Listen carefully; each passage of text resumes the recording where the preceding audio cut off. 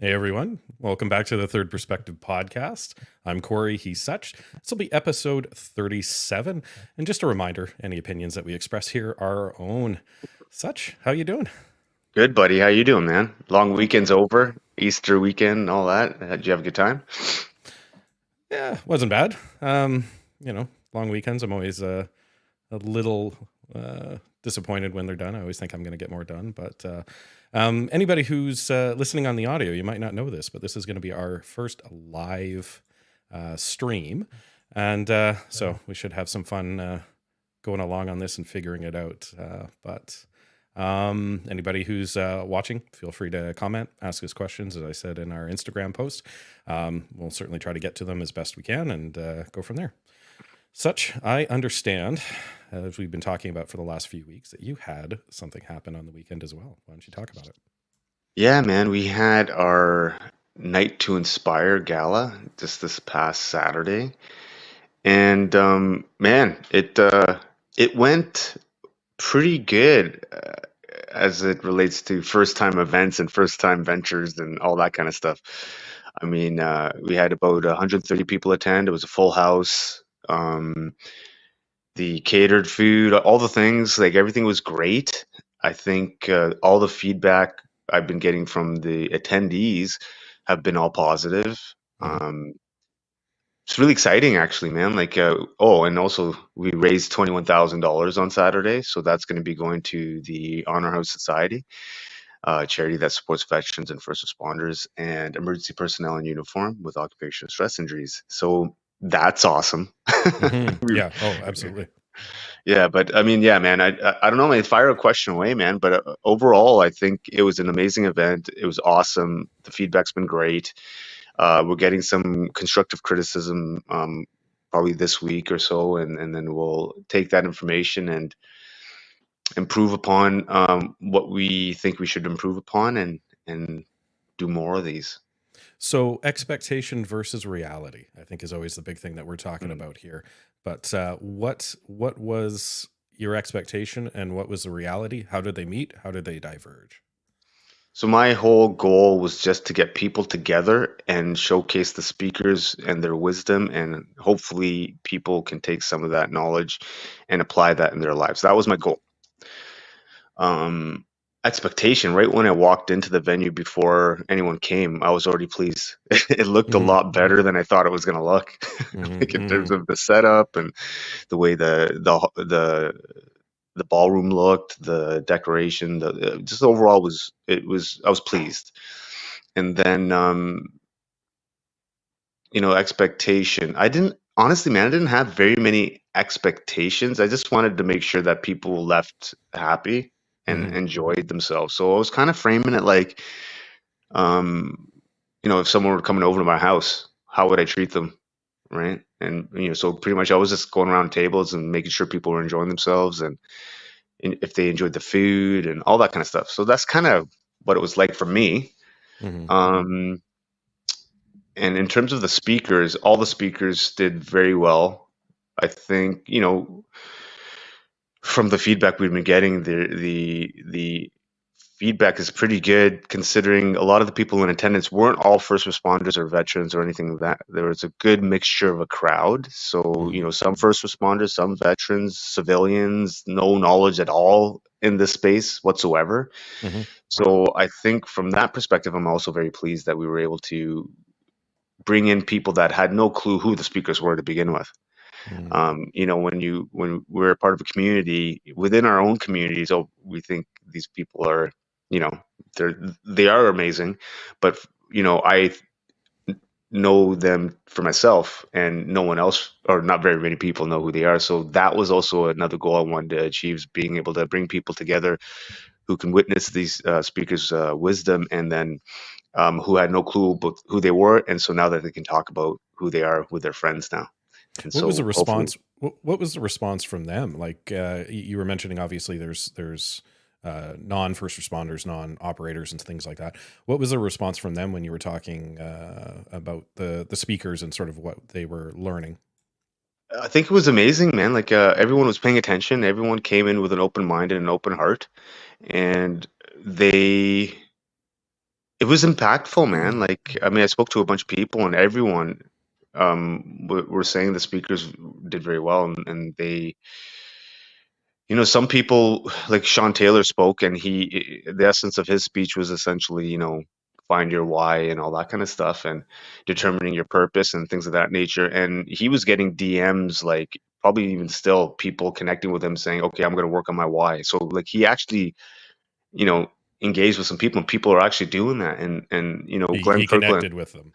yeah, for sure. And Yeah. then Glenn Kirkland, he was another speaker who has an amazing story of resilience and reinvention, and that impacted a lot of people as well because he was sharing his story of when he was in Afghanistan and how he was in a unit or a team, and his entire team was killed by a rocket, and he was the only lone survivor, and he had some significant injuries, and he talked about how he came back from that and eventually became an entrepreneur in real estate and made some pretty good money and ended up retiring young. And right when the Ukraine war happened, he up and went to help out for 9 months. Hmm. And he shared what he did, and you know, helping civilians, women, and children, like almost 1,000 people. He saved almost 1,000 people's lives. So he was sharing, I think it was about 700 people, and sharing his story, and that really resonated with some younger people. Like I know Hmm. one younger fella who's in his 20s was like, man, that he was impacted by that story. So a lot of people were impacted. We sometimes, and I'm kind of like this. I'm not sure if you are, but sometimes we take our friends for granted and their stories and who they are because we know them so well, right? And Yeah. when someone else who has no knowledge of any of these types of things and they hear stuff like this, it's very impactful because it's hard to. I don't say hard, but it's you don't meet people like that all the time who have these kind of experiences. So it's cool.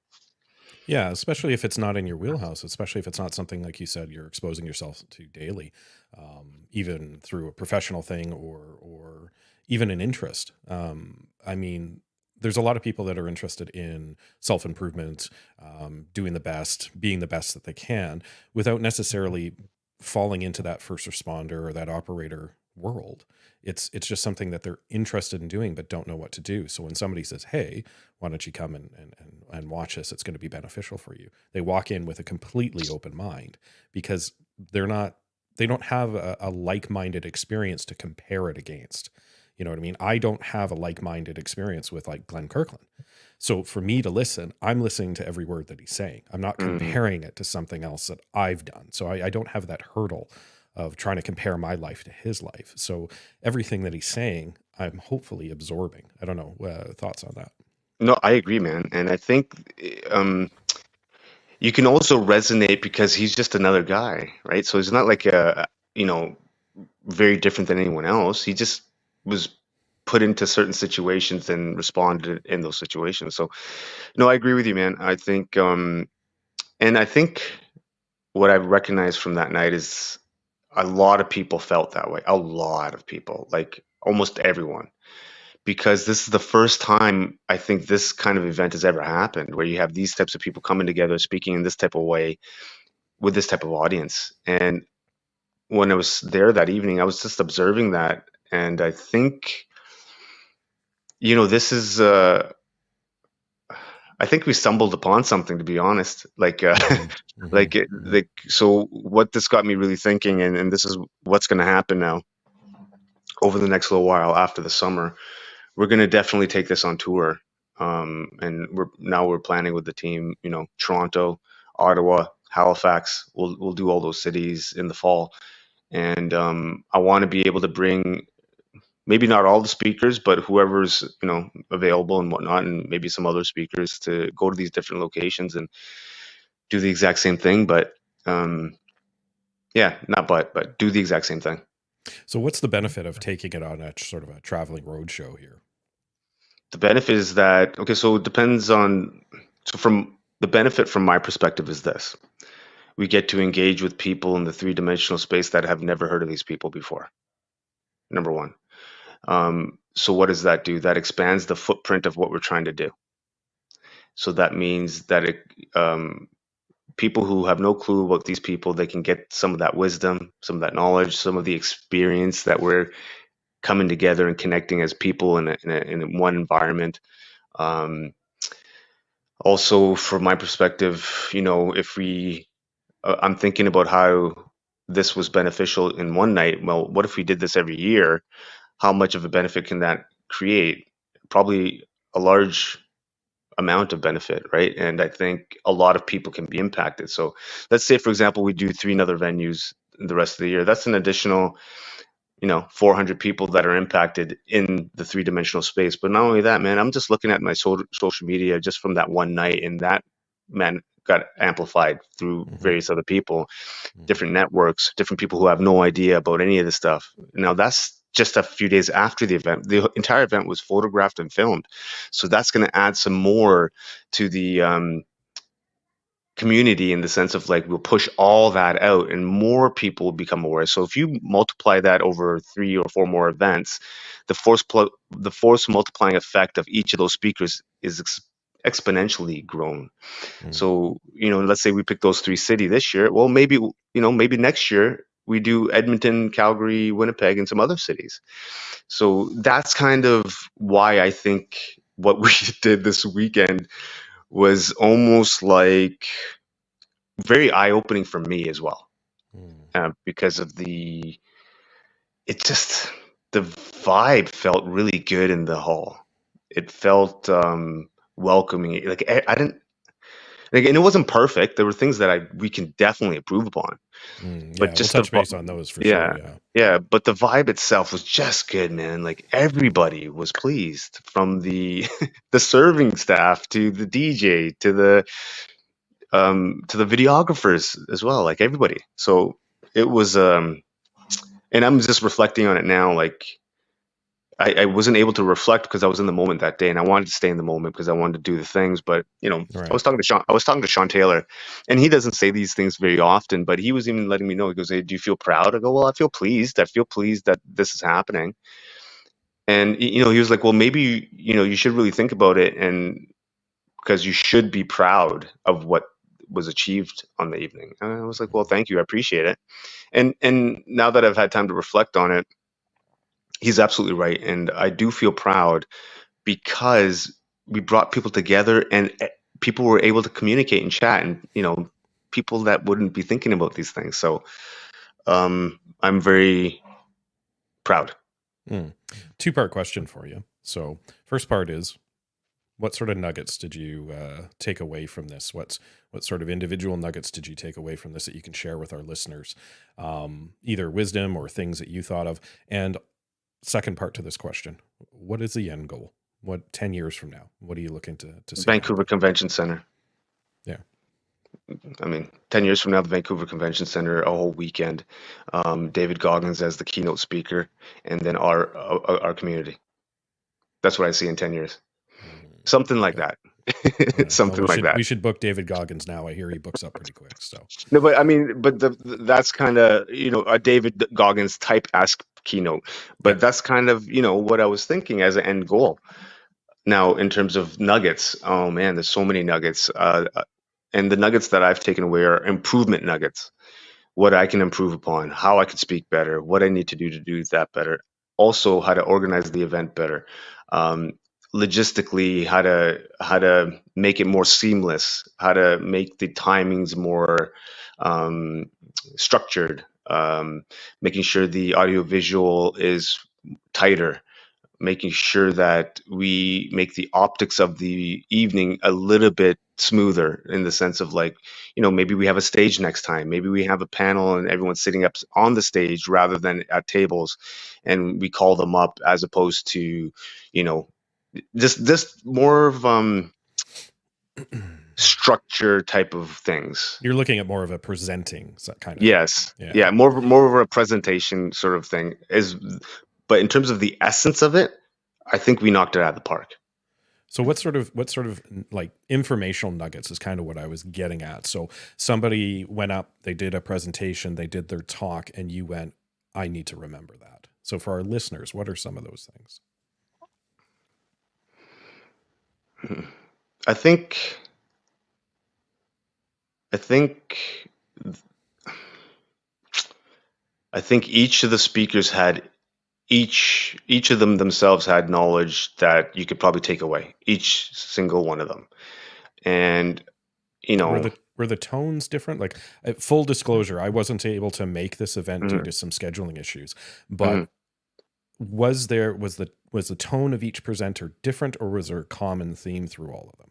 Yeah, so I think that we could probably do some work there in terms of having more of a common theme, or maybe so each speaker had a slightly different vibe, right? Hmm. Or energy to them. Like obviously Glenn's story is pretty, it's pretty well, the story that he shared was pretty harrowing, but there were also like moments of laughter. So his, not everyone was like that. So mine was more of a inspiring feel. Hmm. Hmm. Sean Taylor's was more of a inspiring and more of a call to action. Seb's was more of an instructional, like more of a facilitation of a course, right? I And think that's valuable. I think the different themes and tones, and I'm not suggesting that it should be the same throughout every um, presenter, because I think that can kind of get samey. You mm, know, once you've sort of absorbed what you think you need to absorb, sometimes it's like, oh, I've already heard that before, even though it's different information. So I think the tone of each person should be different slightly, and up to them, honestly. Again, I mhm. wasn't there. You know, No, but take my listen, constructive criticism as it is, but no, but I think listen, man. I'm new to all of it, right? So I'm going to take mhm. any sort of constructive criticism I can, because I want the event to be the best event it can be moving forward. And I think there is some truth to what you just said there, right? You want variety, and I think that's part of the reason why I chose the speakers that I chose, because there are a variety of speakers there. They're not just all operators or veterans or first responders, they're civilians as well, right? So with that civilian mindset, I really do want to have civilians part of the speaking crew, so that not everyone is a first responder. And listen, man, 10 years from now, we don't want it to just be first responders sitting in a venue. We want everyone, right? We want everyone to be able to take away whatever experiences that we can share, so that they can just be better themselves. That's the ultimate goal. Yeah, yeah, and I think that's probably like, I'll tie it into our theme for today, which is moving forward. So the idea is we've done something successful for our listeners too. I want them to think about something in their brain, not organizing an event or anything like that, but we've done something successful, or we've done something that we need to learn from. How are we moving forward and going on that? So we'll touch base back on your event, Mhm. obviously, but I do want to touch base a little bit later in the podcast about how we as individuals move forward from triumphs and challenges. Well, So, I guess. Yeah, sorry. Go. Ask. Go. You go ahead first. Sorry. well, no, it's really it's touching base back on what it is. So it sounds like fantastic event. Everything sort of went off better than what you had hoped. You did mention some constructive criticism. I imagine some of those are a little bit of challenges. I know you've mentioned a couple of things there that you'd like to do better. That doesn't mean they went badly, but they're things that you'd like to do better. Is there a difference between things that you'd like to do better and the constructive criticism that you received? No, it's both the same. I think they Mhm. were pretty equal. Um, and essentially, it was fundamentally like, at least, okay, anything that you do, at least from my perspective, anything that I do, event, training, um, cleaning the house, whatever it is, man. Mhm. I try to think about how I can do things better, so that we can improve all the time. Because I don't want to just do a thing and then not improve what I've already done, because we can always do things better. We can always do things better. And I think, if for me, if I'm just thinking about how to do things better, it's not necessarily the best way to do it if it's just me by myself. But I engage with a bunch of different people who are able to observe whatever the thing is, gala, running, um, communication, whatever the thing is, and engage with them to see, okay, well, how do we do these things better? What are your recommendations? Like anything else, right? And so with that information, then I would gather all that information, and then I would look at all the information. Either I would take it on or not, based upon all the information that I have. So if there's something that I don't really agree with, or I don't think it necessarily would be beneficial for the final outcome, well, then I don't do it. But I want to get all that information at the very least so that I know what people are thinking. Yeah, in our professional lives, in my professional life, it would be considered a debrief. Something Right. happens, and you don't debrief to find things that went wrong. You debrief to learn from the experience, good and bad. In the operator field, military fields, it's a AAR, an after action report, right? The idea is that you're going to break down what happened, not because you're specifically looking for things that went wrong, but you're looking for ways to improve. And when we take the ego out of that and we understand that this isn't a fault finding mission, this is a how do we all get better? How do we individually get better? And how do we as a community and a team get better? When you take the ego out of it, it's so much easier to go, oh, yeah, okay, yeah, I see we could improve on that. That's good. We can improve on that because you're not so caught up on the fact that I made this decision. Therefore, it's perfect, you know? Yeah, man. So I think for us or for you moving forward, what is the debrief? What is the after action report going forward for you? For the event or just in general? I mean, we can start with the event and go Yeah. for in general after that. So for me, as on a personal level, it has to relate to my speech, right? And I want to be able to improve upon that. And I did get some constructive criticism, and it didn't hurt my feelings, because I want to do it better, right? So basically understanding more so. So this is one thing I've been learning because I've been writing more speeches and I've been trying to deliver more speeches. And I'm finding that fine line of memorizing versus understanding, right? So let's say, Mhm. for example, I have a full speech. What I did this time around was try to stay verbatim to the words, which forced me to kind of look at my notes or my speech rather than just speaking, right? And I think, it was fine. It was okay, but I could do that better. And how could I do that better is by just understanding the speech rather than memorizing it verbatim so that I don't get stuck. If I miss a word, it doesn't mess up the entire thing or I don't go backwards, right? So if I understand the essence of what I'm trying to say, all I would likely need is maybe just points. Okay, that's a reminder. Okay, that's a reminder. And then that way I can engage the audience more, and that way I can stay more focused with a visual eye contact and contact on all of them. And if I have more visual eye contact on them, then I can see how they're responding and then pivot accordingly if necessary. So if they're engaged in it, I can drive that forward. If they're not as engaged, figure out how to pivot and get them back engaged. So it's more of so just for that alone, like I could probably like focus just on that for weeks. But so it's a matter of figuring out what things are a priority. What do I need to focus on for gala, for speech, for speakers? Like, so all of the things I'm basically doing an after action report on. The videographers, the photographers doing after action report on that. The DJ, the sound, the music, after action report on that. The venue itself, the catering, the food. So all of the things trying to observe and move forward and make it better. Yeah, and obviously, as valuable as a debrief or after action report or AR is, we have to make sure too that, as you mentioned, you're reviewing all of these things, or you're going to do all of these things. I think it's also valuable too to have somebody else do one, somebody who is involved in it, and somebody who wasn't involved in it, to see what is working, and specifically because we often, through our own unconscious bias, miss things because we think we already know, so we skip over the stuff that we think we know. Meanwhile, that might be some of the most important things that we need to touch base on and review to see if there's a better way we can do it. 100%. And to that point, having someone, let's say, so for me, I have a business partner, Helen, who helped me with this event, and she's going to likely be my partner moving forward with all these galas. And for me, I also want a female's perspective because I'm a dude, man, and I'm a dude's dude, and I think for there are a lot of gaps and things I'm just not good at, right?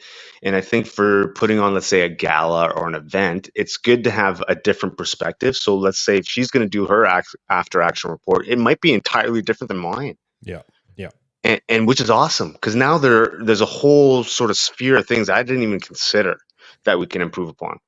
So I agree with you, man. Not just yourself, but the more the merrier, to be honest. Yeah, and I bring this up for a very specific personal reason as well, is that in our regular lives, have you ever seen somebody go to somebody to say, hey, this is what I'm doing. What do you think? And then immediately afterwards, go to somebody else because I didn't like what that person said. And I Hmm. think that's the danger, is that when we are looking to do a personal debrief or after action report on something or something that we have coming up in the future, we tend to even unconsciously try to find people who are going to support our already preconceived idea and thought because we think that's correct. And all we're doing is going and getting that confirmational bias from somebody else who says, yeah, that's the way to do it. And you go, perfect, I'm on the right path, rather than somebody else who goes, I have no vested interest in this. I'm going to play devil's advocate for a second.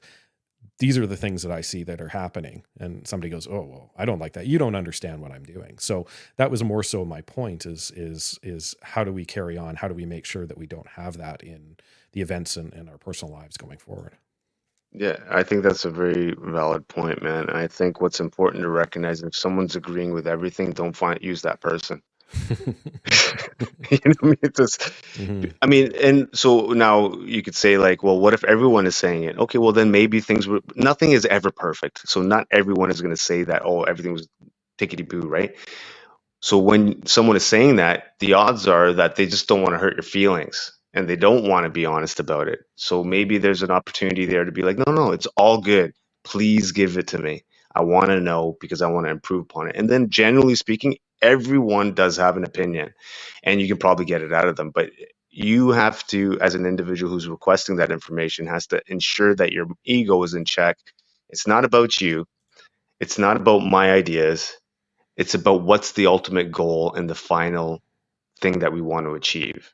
That's what the priority is, not my ego, not how I feel. None of that matters. It's what's the target?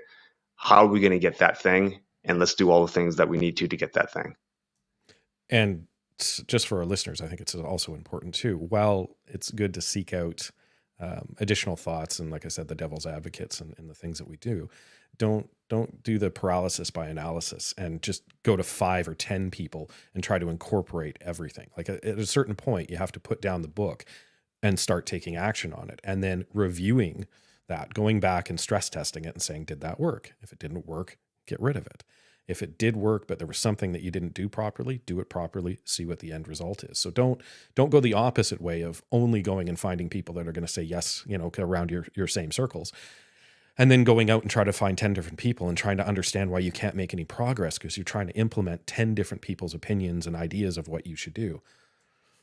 Yeah, I think what I'm doing, and this is pretty good, man, because like I'm in the process of all these things, so I can share my what I'm going to try to do.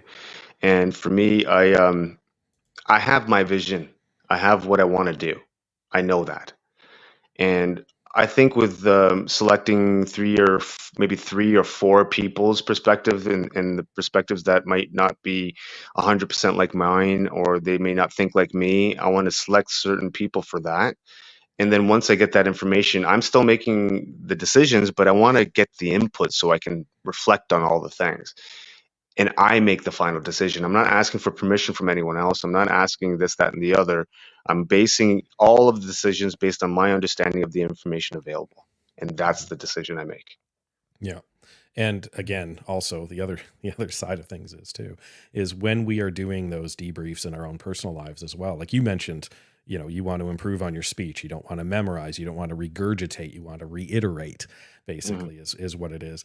But keep in mind too that your professional job is not a speech maker. So understand the context of what it is. So when you're doing that debrief, understand you're not a professional event organizer. You're not a professional presenter. You don't generally stand up and talk to people. You may be good at it and you may be getting better at it, but to also in our personal lives cut ourselves a little bit of slack. If we're going to go and do something new and we're going to do the debrief and the after action report, don't compare it as who's the best person possible that's ever done this and how do I measure up to them. It's how do I measure up to what my expectations were, to what the reality was, and is there room for improvement, and if there is, how do I do that? Sure. I agree with some of that. I think for me, this is kind of how I think, and it might be different or the same as many people. I don't know. But this is how, when you start saying that, um, I know how to be a professional. I may not know how to be a professional event planner or a professional speechwriter or speaker, but I know how to be a professional, and I can take that mindset to anything that I want to take. So that makes me a professional event planner, and that makes me a professional speechwriter Mhm. and speaker. So to that point, I think, you know, I don't compare myself to the people that are been doing it for 10 years, but I do look at them because that's the end game. So let's say, for example, let's say it's a, for lack of a better person, David Goggins, let's say, who's a professional speaker. I can use him as a template and still think as a professional and make sure that I organize things on a professional level with the mindset of being a professional. So I think, you know, I am a professional speaker and professional event planner because I just did one. So Mhm. now we got to move on that path to be a pro. And because it's not just about me, it's about everybody else who's part of the community now. I gotta be a pro about it, man. I can't not be a pro. So we got to do it for the team. Mhm. So that's kind of how I think. Yeah, and I agree. And again, the professional side of you, I hope you look back on how you were as a professional there, like I'm saying. Right. So, and the other thing, and it draws into all your guests as well. You had 9 guests, correct? Guest speakers. So Yeah. yeah, so that's 9 lifetimes of experience. So if I think that I need to measure up to every single one of those speakers, that's, I don't know, we'll say 90 years of what I need to do to try to be a professional at the same level that they are. And in some cases, obviously, it's much longer than 10 years to get them where they were. But if I'm trying to measure myself out to that, I guess is more my point. There's no way I have a physical amount of time. So understand that there's going to be certain things that even though I'm a professional at, I may not be at the level that I am, that I think that I should be. But that's not because of a failing on my behalf, and it's not because I'm not stress testing it and putting it back. So maybe a little bit of leeway for some people, I think, is hmm probably what I'm saying. But that's Yeah. more so what my point is. No, and I agree. I think really all it is use a professional mindset and allow time to do the rest. Mm. Right. I mean, yeah, I don't have the time in of a person that's been doing it for 10 years. I have the time in of, let's say, a few months, but I can be a professional for 10 years. And in that time span of pushing forward and doing my best every single day, I will get there. It's inevitable. And it's funny, Sean, Julia, and Sean's wife went out for a later lunch on a Sunday, and we were Mm-hmm. just talking about these types of things, right? Like, you know, once you have the clarity and once you have the purpose, and everything else is just time, right? And if you have the purpose and the clarity and the conviction to keep moving forward, it is really just time, and it's part of the conversation. And I'm just going to share a couple things, and it might sound silly, but whatever. I was talking to Sean. I go, man, it's only a matter of time before. Okay, let me. It's only a matter of time if I keep doing, and people around me keep doing exactly what we're doing with the trajectory that we're on. Everyone in Canada is going to know what we're doing. Mm-hmm. So if it's a year or 10 years, it doesn't really matter. I know I can do exactly the same thing as I'm doing right now and keep pushing forward 1% better every single day in 10 years. I know that. So that's what gives me the clarity and peace to keep driving forward. Mm-hmm. Mm-hmm. Was it discipline plus time equals results? Yeah, I mean, I think so. I mean, it's true. I mean, proof is in the pudding, man. Like, I still can't imagine in 60 days we put this thing on. Mm-hmm. Like in under 60 days, and it wasn't a small thing, man. Like 130 people, and most of them I didn't even know. Like, I honestly didn't know a lot of them, man. And I was talking to Sean and a few other of the speakers, and they didn't know a lot of them. Mm-hmm. So we did know some, but like there was a few tables I had no clue who they were, like absolutely none. And If you're one of those that's tables, don't feel bad. no, but I think it's not a bad. I think it's awesome, man. That means we've reached out to people that, as an individual, I don't know who they are. So what does that make me think? I was talking to Julie about this the other yesterday. I was like, oh, you know what I want to do in another year? I want the entire venue to be people I have no clue who they are. Mm-hmm. That's the goal. Yeah, of course you want your people, your friends to support, but that they're already supporting, man. I want people who have no freaking clue, and it's 130 people that are just strangers. Mm. And that's when we know we're really making an impact. You mentioned constructive criticism, which I want to touch base on now. You said you've received some, and you haven't let me know what it is, but so I'm dying to know what the constructive criticism was. But I also want to know, a little caveat on that is, was the constructive criticism only from the people that you knew, or these out of the 130 people and some of them that you didn't know? Did you get some of the constructive criticism from them? And if you did, what was it? So the problem with the people that I don't know, they haven't given the constructive criticism. They're just given positive feedback, Mm. and that could be because they don't know us very well and they don't want to hurt feelings or whatever. Mm-hmm. So I know that I can go to certain people who will be very, very, very honest to give me that constructive criticism, and I trust them. So with those people, I've engaged with them and I asked for their constructive criticism, and some of them are very valid. Look, the timings weren't perfect. We did start a bit later. Um, we could rearrange the speakers and perhaps even have less speakers. That was another sort of criticism. Mm. Staying on lock in terms of the time of the speakers, so making sure that the MC briefs everybody and make sure that no, we're on 11 minutes. We're not going past that.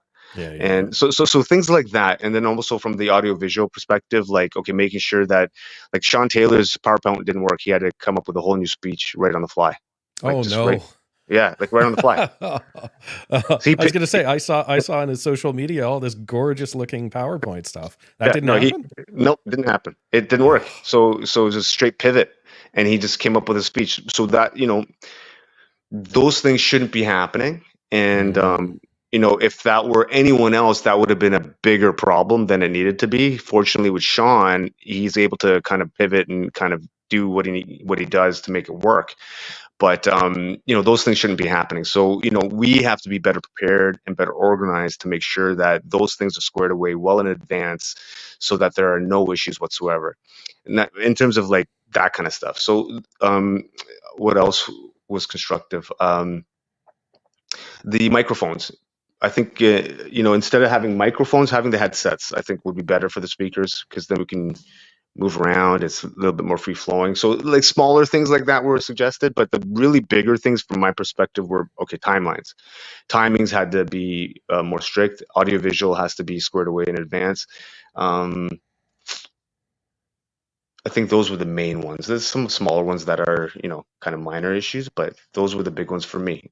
And then also maybe the order of the speakers, making sure understanding how we want to place the speaker order, and how we want to start the vibe and the flow. So I hadn't considered that, right? I just kind of just Yes, picked speakers, right? yes, And I very hadn't, important. yeah, I hadn't considered like, oh, we should have this type of speaker to knock it out right at the beginning or whatever, so we can kind of get the ball rolling in a certain way. But again, this is the first time we've done it, and all the criticisms are good, and they're appreciated, so we can actually use that information to make sure that the next event is that much better. I wanted to re-examine one of the things that you said there, which was less speakers. So what was the amount of time that people needed to sit there the issue? Was the tone of the speakers the issue? Was it just information overload? What was it? So I think it took we got out of, like, the evening ended around just past 11. Mm. So we were from 6 o'clock to 11, and with breaks in between and whatnot. But I think having less speakers and more time, maybe perhaps for questions or conversations, rather than speaker to speaker to speaker kind of thing. I think that could allow for different things. I'm just kind of brainstorming now, and maybe instead of having the speakers at tables, we have a stage and a panel, and they're just sitting there, and then maybe after each speech, then everyone's done, we do a Q&A or something. Like, I don't know, we're still playing with the format, but I think that it was a long night, and I think people were feeling tired. And I Yeah. think I think if we had less speakers, the energy probably would have been a little bit more um, upbeat towards the end of the evening. Mm. But having said that, everyone enjoyed it, but we could do that better, I think. Yeah, your panel idea is very interesting. I know that some of the best things that we can do is when we bounce ideas off of one another. So you have less speakers, but you have that panel Q&A afterwards. So everybody gives sort of a pre-prepared idea or thought, and it lets it percolate in somebody's head. And then afterwards, everybody sits down, like you said, on this panel, and they um, are then able to field questions. So you have your MC come up and take questions from the audience, which can go to anybody. Either the Hmm. asker can ask a specific person or open it up to the panel. And I think Hmm. that's when you're going to get that next level gold that's going to happen, is because people are going to start bouncing ideas off of one another, and then that way you still have the same amount of information or time wise, but you get a little bit more engagement from the people that are there. And not only the engagement from the people that are there, but also we also have to consider social media, right? So now with that kind of stuff, we can push that up onto social media. So say, for example, we have speakers and we have a panel, and now we have someone asking a question, and now a speaker gets up and answers that question, and we can kind of, put that up onto YouTube or social media to expand that even further, rather than just one speech. Yes, and this is all brainstorming right now. Everything we're saying here is not finalized at all, but this is Hmm. what I was Hmm. thinking. Hmm. You have them give their speeches, right? And everyone cuts their speeches, does them, and that after the speeches are done, then maybe you open it up for Q&A, and you have a couple mics in the audience, and then you have a couple volunteers kind of going up to each of the people. If someone wants to raise a hand and ask a question, they can do so. And I think that is not a bad idea for the type of environment that we're trying to create. Hmm. Yeah, like I said, just we'll brainstorm later, Yeah. and by we I mean you, and I'll throw ideas at you, because I can throw these ideas out and just tell you to get them done. But I wanted to touch base, moving away a little bit from the event. I wanted to touch base more so on our listeners' lives here for about the last 20 minutes. So I know, when I was thinking about your event, and like I said, the triumphs and challenges, about how we move forward from both triumphs and challenges, because we often kind of fixate on the fact that we've had an issue and we've moved forward from it, but how do we also move forward from our triumphs in order to do better? I think it might sound repetitive, but look at the things that could have been done better. I don't look at the positives. Like I look at the positives that happen on an event or run or whatever you're doing. You look at the positives, you acknowledge the positives. You could even look at the positives and how you could have done those positives better. And then any negatives that you have or any things that could be improved upon, you look at those objectively, and then you make a plan to move forward in correcting them or improving upon them. And that it sounds pretty simple because it kind of is. Like it's and for me, how I kind of think of it simply is it's not about me. It's not about my idea. It's about how do we do the thing, or whatever the thing that we're doing is better. So for example, if I'm trying to figure out how to run better, or get faster timings, I'm going to talk to people. Hey, what are you doing? How are you doing? What are you eating? How are you eating? How much of this? How much of that? Just to improve. And I could already be doing it well, but Hmm. sometimes it's good to also get some input to confirm or improve on the wellness, right? So Yeah, yeah. it's almost a constant effort, man. Well, and the reason why I bring this up is because of a DM that I got from one of our listeners, and the reason why I touch base on triumphs is because, this particular listener, mentioned that they often compare themselves now to what they consider to be better in the past. And the idea is that they used to be this, and now they're comparing themselves to what they used to be. Triumphs, not challenges, but like, they were an athlete, and they were doing this and that, and adventurous. And if any of our listeners are nodding along here, and they're looking at their lives now and they don't feel like they're doing the same thing, they've never moved forward, in the least in their mind, from who they used to be. They still identify themselves as something that they were when they were 18. It's kind of what my point is, Mm, kind of what I'm thinking. How do we move forward from that? okay. Well, the question is, why are you okay? So I guess I would ask is,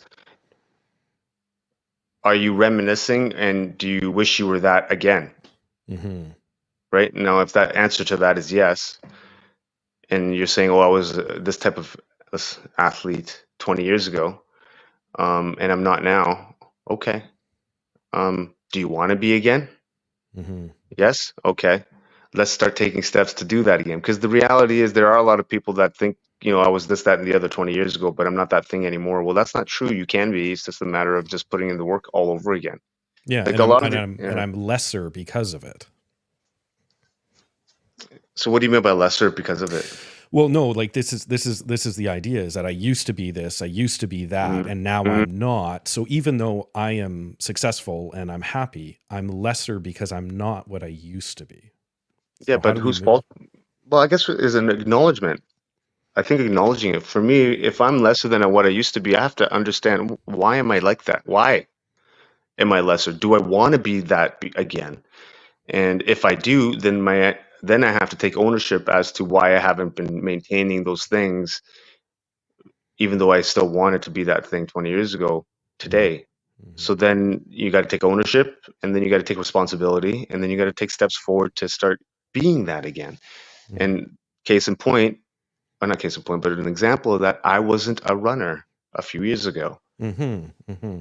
I wanted to become a runner, or at least move in that space. So I had to um, take steps to start doing that. Yeah, I'm an athlete and this, that, and the other, but I wasn't a runner. So just like anyone else, if you were a runner 20 years ago and you were the fastest person on your team and this, that, and the other, and now you're like, oh my God, I was that back in the day, but now I'm in my 40s and oh, let's see, you can talk to like when you're in your, let's say 45 and someone in their 40s are, talking to a younger person, oh, wait till you're my age, you're not going to be able to do the things again. And you hear all Hmm. that kind of garbage, right? Hmm. Hmm. And I think that's a cop out. I think people are just not putting in the effort anymore, man, and they don't want to put in the work. And it's kind of harsh, I guess, but it's the reality. You're not something because you stopped. You're not something because you quit. You're not something because you gave up on yourself. Whatever you want to say, you can be all of the things that you want to be now and in the future. You just have to take action and steps to do that. Yeah. I a little bit of this was spurred too. I had some family over yesterday for a birthday party. And I was talking to one of my family members, and they happened to mention we were talking about their career, and I was asking them questions like, "What when did you decide to do this? When did you decide to sort of go this path and go here?"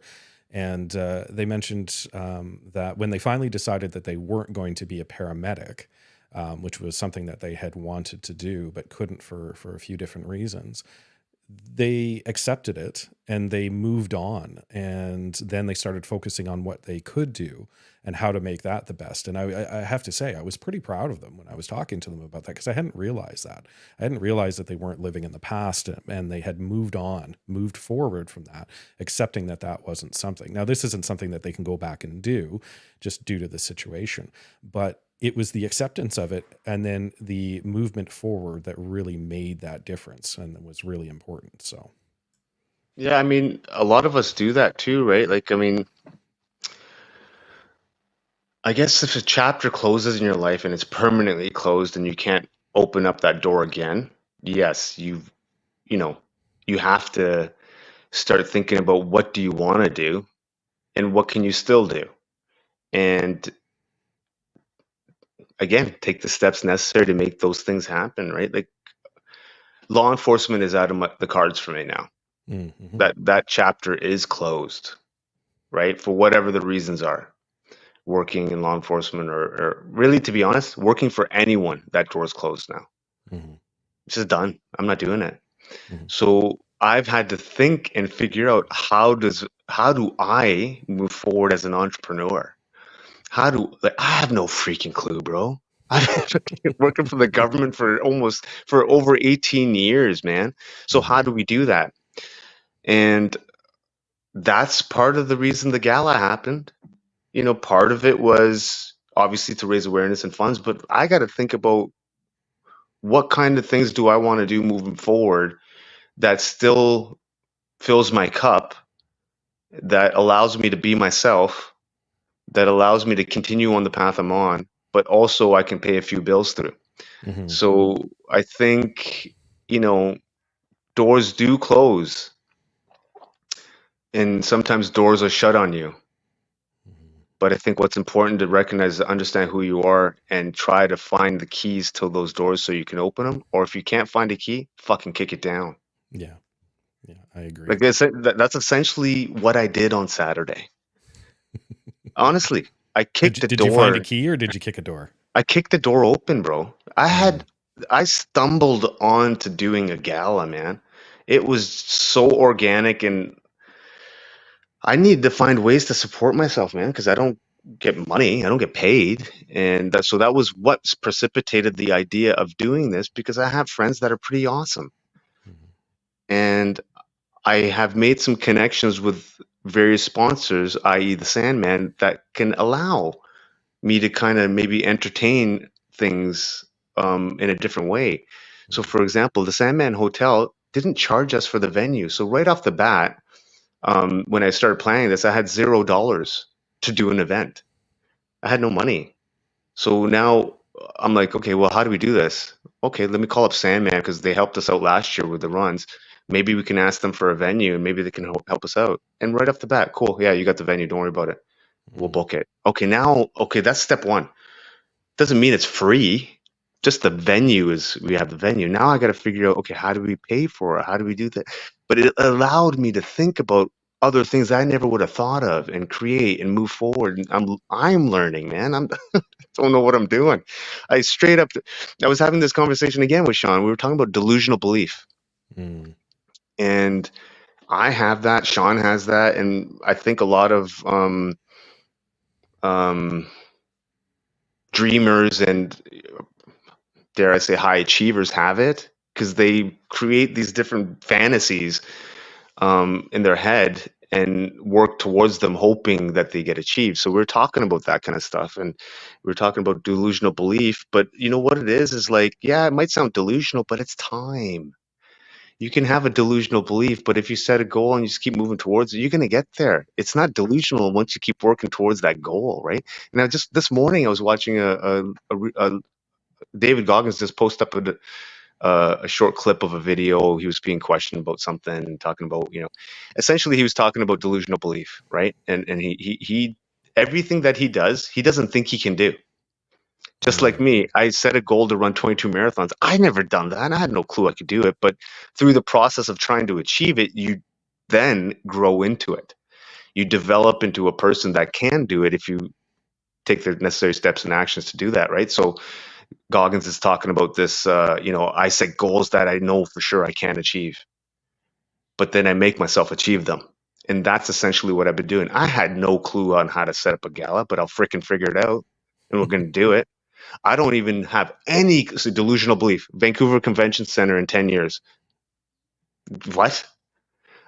But if I set the target and we keep working towards it, maybe it happens, maybe it doesn't, but something awesome will still happen out of that path. Mhm. Just like 4 years ago, I said I was going to break the record to run across Canada without even having ran a 5 kilometer race. Mhm. Delusional belief. Just take the steps necessary and keep grinding, keep grinding, keep grinding. And then eventually you grow into the person that may be able to do it or not, but you still become a better person. So for our listeners here, people who maybe aren't quite as motivated as you are in the general day-to-day stuff, how can they harness this power of delusional belief of which people are going to tell them you're delusional and you're crazy for wanting to do this? How can they harness it when they're not necessarily as motivated as yourself or David Goggins? Oh man, that's the hard part, right? Because when you're surrounded by people who are saying that, it's a challenge. Mm. So how did I do? Because I'm just as impacted by negative people and or people who don't believe in things or whatever. I am too. I'm not special. So when I was around people who were saying you're freaking nuts, man, what are you gonna do? It was damaging me. It was affecting me. It was slowing me down. Set up boundaries around me. I removed people from my life that weren't bringing anything into my life. All the things, and then I started trying to find people that had this belief, had this understanding, or at least understood me to that degree. As soon as that happened, it became easy, man. Because I didn't have the pressures of other things coming at me saying that I was crazy. It was only my own mind, and I can handle my own mind. What's harder for me is when a whole bunch of other people aren't being supportive and that energy starts bringing me down. For me, if in my head, if I'm saying to myself, you're delusional, you're crazy for 24 hours a day, I can ignore it pretty easy. Mm. or I can go meet with a friend who's going to help me out, or I can do this, that, and the other. So for me, it was, and this is probably one of the hardest things to do, is removing people from your life that aren't bringing anything to the final outcome, or setting boundaries. And right off the bat, when I started, I set a boundary with my parents, man. We were very tight, but I was like, boom, boundary. This is where I'm going. And this is what we're doing. It's not entering because I don't want to hear it. Only until once people started believing my delusion, Mm-hmm. then you can allow those boundaries to be opened back up. Nice. I like that. And obviously, we could do an entire podcast, and with 5 minutes left, I'm not going to delve too Mm-hmm. much into it about setting boundaries, but I think that's an important topic that we need to talk about regarding that for our own personal success. And setting boundaries isn't just about limiting. It's almost about freeing us up. And again, like I said, I think we need an entire podcast on this, but like I said, for me, it's not about the limiting. It's about the freeing up of it. Yeah, for me, it's just so I can stay focused, just so I can stay on task. Um, for me, like because I also get very excited if I'm around other people and they have different ideas. I'm like, oh, I want to do that now, or I'll go do like, man, so I have to stay focused, man. I got to find ways for me to stay focused. So I have to, like, I was talking to Tim Turner, the Army Sergeant Major, Gunny. He was there as well on the weekend, and we were talking about things, and I started getting excited about something else. And he's like, "Yeah, listen, stay on task. Just do what you still need to do, and then after you're done Yeah. all that, then you can have a conversation about doing this, that, and the other." So I understand that about myself, and this is what I was also mentioning to other people. I have been over the last couple of weeks and I think this is the fundamental thing for me, is understanding yourself first. As soon as you understand yourself as a human or as a person and how you do things, it's a bit easier to, at least for me, it was a bit easier to set those boundaries because I understand myself. I kind of have to do that to be able to achieve or do the things that I'm wanting to do. So yeah, Mm. Well, I think it's been a successful live stream here. yeah, man. Not as many comments as I'd hoped, but we're all good. We'll Better get luck those next on the time. next one. Yeah, better Yeah. luck next time. Before we S- before we finish though, I just want to drop one thing. I'm wearing the Satch in Motion shirts.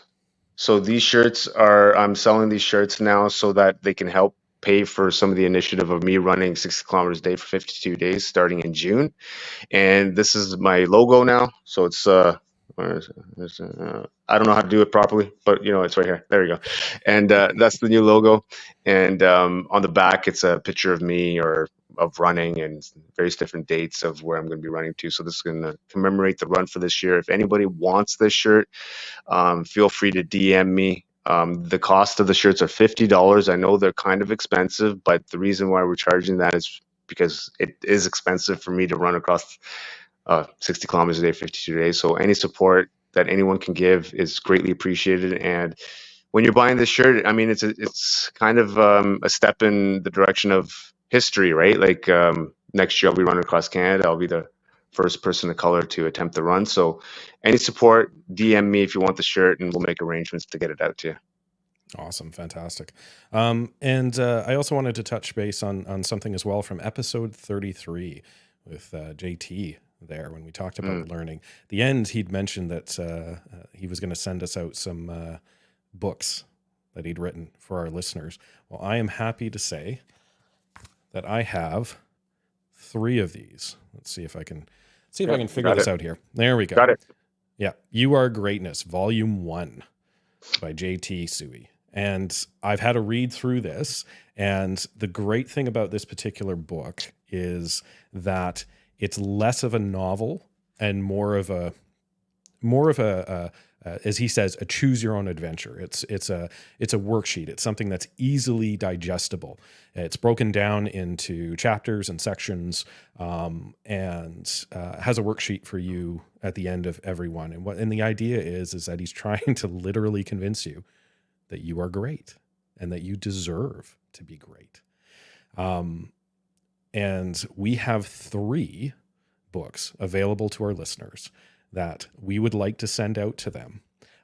But we wanted, as I had alluded to in a story, we wanted to sort of have a little bit of a contest. So I wanted to have a little bit of a live chat here with you, Such. My initial thought is to have our listeners describe who they think in their life is great and why.